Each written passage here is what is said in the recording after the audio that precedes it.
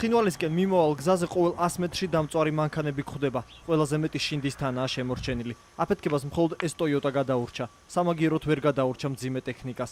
ადგილობრივი მოსახლეობა ყვება, რომ ოკუპანტები ქართული ქვედანაყოფების მოტყუებას ქართული დროშის გამოყენებით ცდილობდნენ. შემოვიდა და წამოვიდა აქეთ.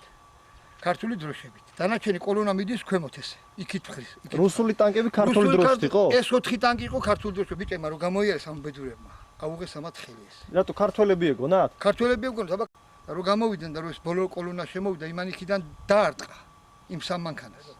ამ ტანკმა აქედან დაარტყა ამას. ეს ადგილი ხალხში მანქანების სასაფლაოდაა ცნობილი. აქედან 1 კილომეტრის განყოლვებაზე 15-მდე მანქანა არის გადამწვარი. რუსულმა ჩექმამ არ დაინდო არც ავტომობილები და არც ახლომდებარე შენობები. ეს უკვე ნიქოზია, სოფელი, სადაც ქართული სამშვიდობო ბატალიონის დისლოკაციის ადგილი იყო. სამხედრო ბაზასთან კამერით მისვლა შეუძლებელია. იქამდრომდე ოკუპანტები იმყოფებიან. ისინი ადგილიდან სამშენებლო მასალებს ეზიდებიან და ზურგს იმაგრებენ. ეს კადრები ფარულად გადავიღეთ. სატვირთო მანქანებით ზიდავენ, ალაგებენ, აწყობენ ამ მანქანებზე ჩვენი სამხედრო სამშვიდობო ნაწილის კუთვნილ ქონებას, პლიტებს, ბეტონის.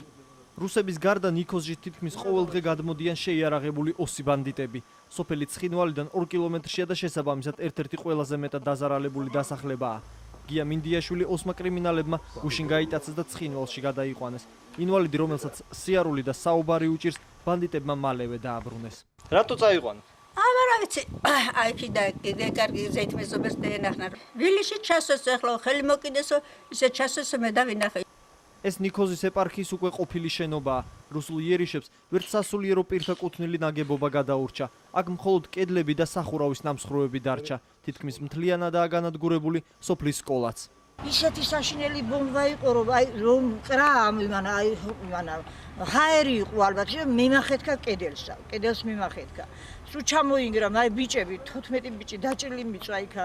ზოგი ის იყო კანტუზიანი იყო, ზოგს ჭრილობები ჰქონდა.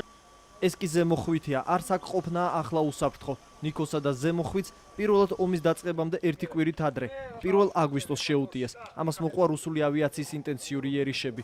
თითქმის ყველა ბოსტანში ათეულობით, ჯერაც აუფეთქებელი რაკეტა მიწაში რამდენიმე მეტრზეა ჩასული. უკვე აფეთქებულების შემდეგ კი ასეთი ორმოები, განადგურებული ნათესები და ხეებია დარჩენილი. აგვისტოს მოვლენების დროს ორივე სოფელში 10 მშვიდობიანი მოსახლე დაიღუპა.